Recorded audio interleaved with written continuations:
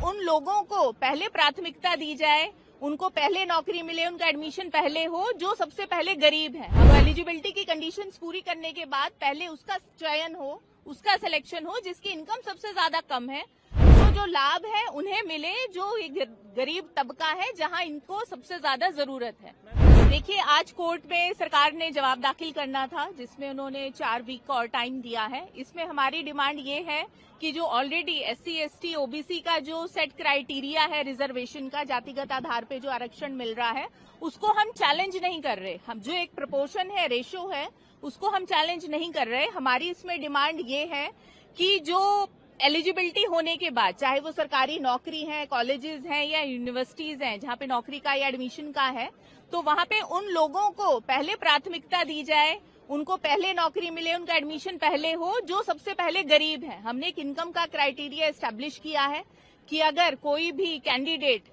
वहां पे एलिजिबिलिटी को फुलफिल कर रहा है, 1 लाख से लेकर के 7 लाख, 8 लाख, 12 लाख तक की इनकम है, तो एलिजिबिलिटी की कंडीशंस पूरी करने के बाद पहले उसका चयन हो, उसका सिलेक्शन हो जिसकी इनकम सबसे ज्यादा कम है।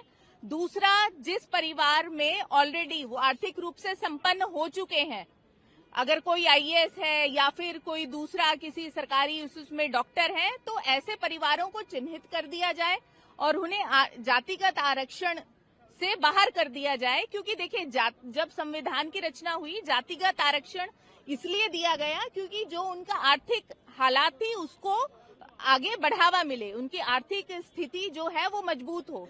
तो अभी 75 साल के बाद भी जहां पे जिन लोगों को मिलना चाहिए, वहां पे उसका जो फायदा है जातिगत आरक्षण का नहीं मिल पाया है। अगर आरक्षण के बावजूद फायदा वो लोग उठा रहे हैं जो ऑलरेडी IAS हैं, जो सरकारी डॉक्टर हैं, कोई अगर बड़े प्रोफेसर हैं कॉलेजेस में, यूनिवर्सिटीज में, उनके बच्चे को भी वही लाभ ले रहे हैं। तो जो लाभ है उन्हें मिले जो गरीब तबका है, जहां इनको सबसे ज्यादा जरूरत है।